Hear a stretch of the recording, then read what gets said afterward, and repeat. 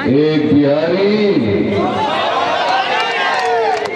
आज देख लिया, एक बिहारी वाकई अख्तर भाई 100 पे नहीं बढ़ा दो 100 और 200 पे भारी पड़ रहा है। पूरी ताकत के साथ लड़ेगी और 4 का 24 नहीं, अब तो मैं समझता हूँ 100% लड़ना चाहिए। कितने पे लड़ेंगे? देखा होगा कि जिस वक्त 4 जन के ईवान खरीद लिए गए उस वक्त और एक शेर सीवांचल आपके बीच में मौजूद था, उसका नाम बिहार का है अख्तर ईवान साहब का, जिसने करोड़ों रुपए ठुकरा दिए, बड़ी से बड़ी कुर्सी की ऑफर ठुकरा दी, वो लालच में नहीं गया, उसने कहा नहीं मुझे जवाब ने मोहब्बत दी। लालू तेजस्वी अपने काने को खोल, तेरे दरवाजे पे बज रहा है ढोल, महागठबंधन के लिए अपने दरवाजे खोल, वरना खुल जाएगा तेरा एमवाई समीकरण का पोल। पूरी वालेकुम रहमतुल्लाहि व बरकातुहू, नमस्कार, आदाब। आज का ये जलसा मिलन समारोह कार्यक्रम के नाम से मुनक्किद किया गया है। मंच पे उपस्थित मजलिस इत्तेहादुल मुस्लिमीन के बिहार के सदर जाबाज शेर सीमांचल, मजलूमों की बुलंद आवाज, एमएलए हमारे बड़े भाई अख्तर ईमान साहब, मंच पर मौजूद मजलिस इत्तेहादुल मुस्लिमीन के युवा नेता, लाखों करोड़ों नौजवान दिलों की धड़कन, मेरे को स्पोक्सपर्सन एडवोकेट आदिल हसन साहब, नेशनल प्रवक्ता है, इंजीनियर आफ्ताब अहमद साहब, तौसीफ आलम साहब, इश्तियाक साहब, शाहिद साहब, मुफ्ती अतर साहब, अब्दुल्ला साहब, मुर्शिद भाई, गुलाम सरवर और तमाम मजलिस इत्तेहादुल मुस्लिमीन के जिम्मेदारान, यहाँ पर मौजूद मेरे दोस्त, मेरे बुजुर्ग, मेरे भाइयों और मेरी माँ और बहनें, आज एक चीज तो साबित हो गई और मैं यकीन मानो यकीन के साथ कह सकता हूं कि जो सरोवर समंदर यहाँ मौजूद है, जो हजारों की तादाद में लोग आज यहाँ पर आए हैं, मजलिस को ज्वाइन किया है, इस बात की गवाही है कि अब सीमांचल में बहुत बड़ा तूफान आने वाला है। पतंगा, ये तूफान पतंगा आ रहा है और पेट में डायरिया और दर्द होने वाला है राजद और तमाम मुख्तलिफ पार्टियों को। आपने साबित कर दिया, एक बिहारी आज देख लिया, एक बिहारी वाकई अख्तर भाई 100 पे नहीं बढ़ा दो 100 और 200 पे भारी पड़ रहा है।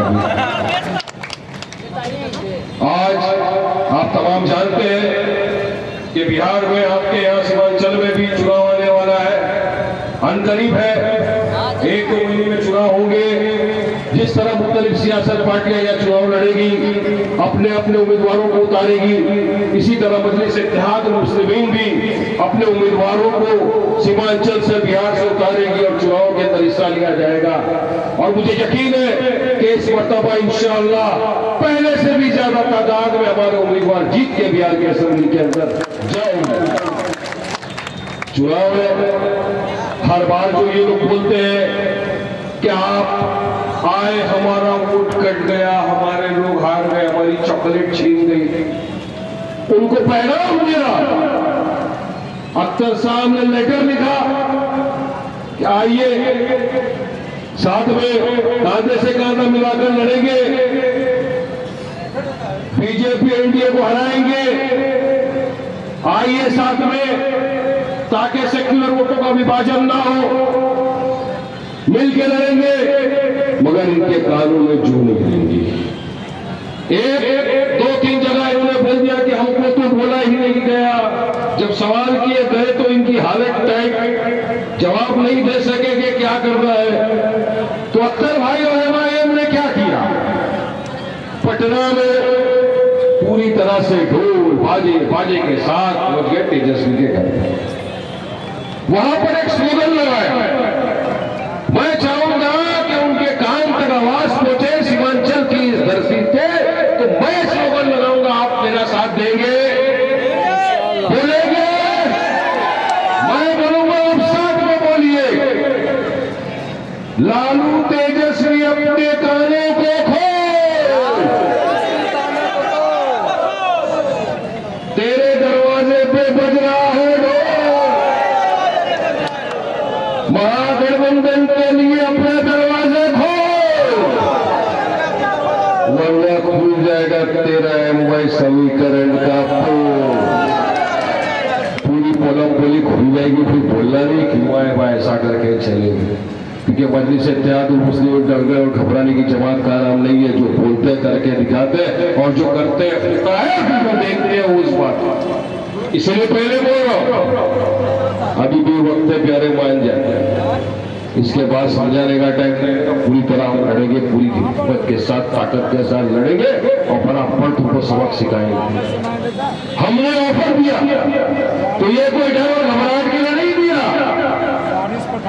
मांगी नहीं, चेतावनी दी कि अगर वाकई में तुम सीरियस हो, वाकई में तुम चाहते हो कि बीजेपी को, एनडीए को रोका जाए, हराया जाए, आइए सेक्युलर वोटों का विभाजन मत होने दीजिए, साथ में कांधे से कांधा मिलाकर लड़ेंगे, इनको हराएंगे। अख्तर साहब ने ज्यादा नहीं, ये कहा कुछ नहीं, हमारे दिल पे पत्थर रख के आपसे बात कर रहे हैं, ज्यादा नहीं तो हमारे साथ सिर्फ 6 सीटों के साथ समझौता करेंगे। अरे इतना कम हमने कहा ताकि बीजेपी एनडीए को रोका जाए, मगर फिर भी अब तक कोई रिप्लाई नहीं आया।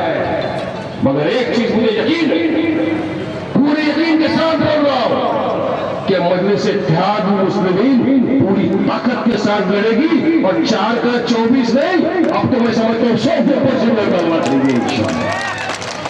कितने पे लड़ेंगे पूरा फैसला किया जाएगा जमात द्वारा, अख्तर भाई द्वारा, लेकिन लड़ेंगे और इस मर्तबा बिहार की सीमांचल की आवाम बताएगी इनको ताकत क्या होगी। हिस्सेदारी की लड़ाई, ये चाहते नहीं कि आपको हिस्सेदारी मिले, ये चाहते नहीं कि आपकी आवाज बुलंद हो बिहार की असेंबली के अंदर, क्योंकि डर और घबराहट इनको है। अगर मजलिस आ गई, मजलिस जीत गई तो हमारा क्या होगा? हमारा को कोई नाम लेवा नहीं बचेगा, हमारे को कोई पूछने वाला नहीं रहेगा। अरे वैसे भी राजा इसी बात तुमको नहीं पूछेंगे अगर मजलिस के साथ नहीं आया तो, तुमको याद रखना मेरी इस बात। लड़ना है, जीतना है, आगे बढ़ना है, सीमांचल को आगे लेकर जाना है, मगर इनको कोई फर्क नहीं पड़ता, अपना काम बनता, भाड़ में जाए सीमांचल की जनता ये लेकर बैठे हैं। इसीलिए जो गुरूर घमंड की कुर्सी पे बैठे हैं, इनको दिखता नहीं मजलिस इत्तेहाद मुस्लिमीन की ताकत। पिछले इलेक्शन में इनने अंदाजा लगा दिया था, हम 19 सीट पे लड़े, 5 जीत गए। वो अलग बात है कि 4 जनों ने अपना जमीन को बेच दिया, ये राजड़ वालों ने उनके जमीन को खरीद लिया, मगर ये आवाम बदला लेगी।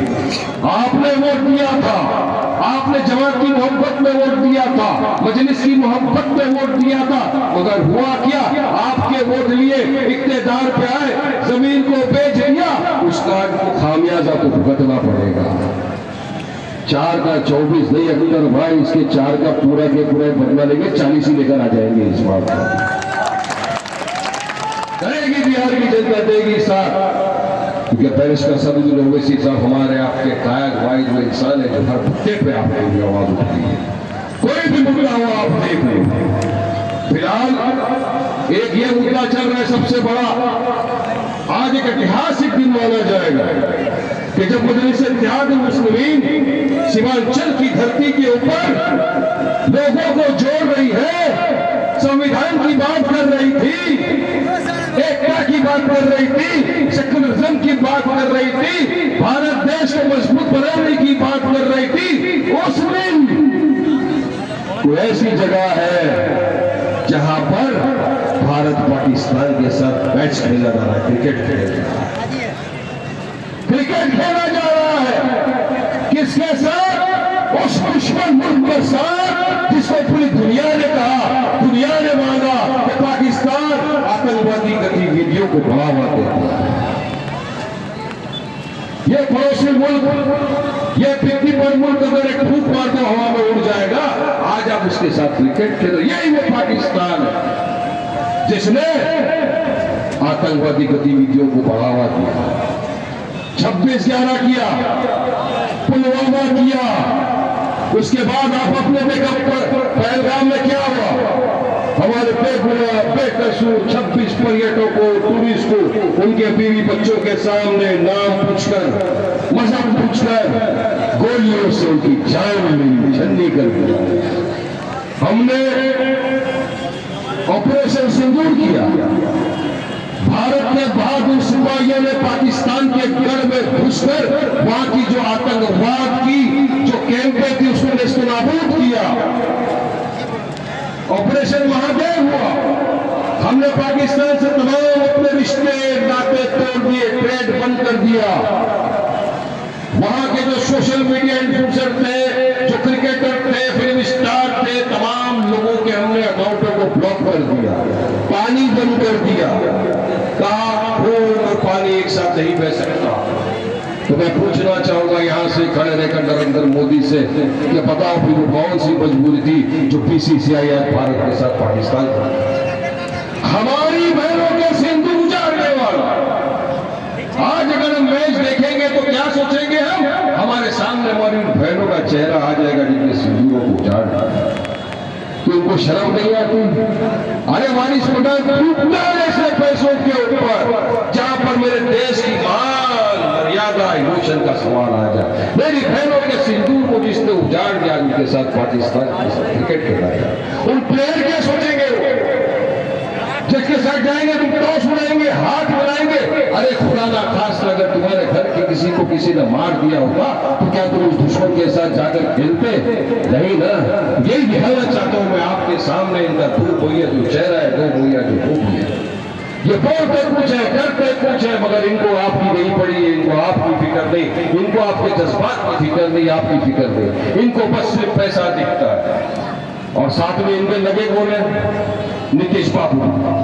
वो तो उनके लिए तो गाना बना है, गली गली घूमे भौरा बेईमान, कभी इस डाल पे, कभी इस डाल पे, कभी इस डाल पे, हर तरह डाली डाली घूम रहे। मगर आपने देखा होगा कि जिस वक्त 4 जन के ईमान खरीद लिए गए, उस वक्त और एक शेर सिवाल चल आपके बीच में मौजूद था। उसका नाम बिहार का है अख्तर ईमान साहब का, जिसने करोड़ों रुपए ठुकरा दिए, बड़ी से बड़ी कुर्सी की ऑफर ठुकरा दी। वो लालच में नहीं गया, उसने कहा नहीं, मुझे जवाब ने मोहब्बत दी, मुझे मरने के बाद अल्लाह सुब्हानहू व तआला को भी मेरा चेहरा दिखाना है। हशर के मैदान में जब सवाल होगा कि जिस अवाम ने तुमको मोहब्बत दी, तुमको इख्तियार की कुर्सी में बिठाया, आप इख्तियार में बैठकर क्या किया? तो अख्तर ईमान भाई वो शख्स होगा जो बोल के खड़ा रहेगा और कहेगा कि मैंने मेरी अवाम का साथ नहीं छोड़ा, मैंने मेरी जमात का साथ नहीं छोड़ा, मैंने करोड़ रुपए ठुकरा दिए, मगर मैं चला पूरे सीमांचल के अवाम के साथ और बंदी से मुस्लिमीन के साथ। ये कहेगा वो शख्स। ये होती है बहादुरी, ये होती है ताकत, ये होता है ईमान। तो ऐसे शख्स का साथ तो जो आपके साथ खड़ा रहेगा लास्ट तक, जो भी फैसला पार्टी ले, जिसको भी पार्टी टिकट दे, कोई फर्क नहीं पड़ता। आपको लब्बैक कहना है सदर मोहतरम का अगर कौन है तो आप सबको मानना है, उनके साथ चलना है। आज अख्तर साहब, हमारे एडवोकेट आदिल हसन साहब, आफताब साहब, पूरे बिहार में मैं जहां जहां जा रहा हूं, देख रहा हूं तो पता चल रहा है कि सब आके गए।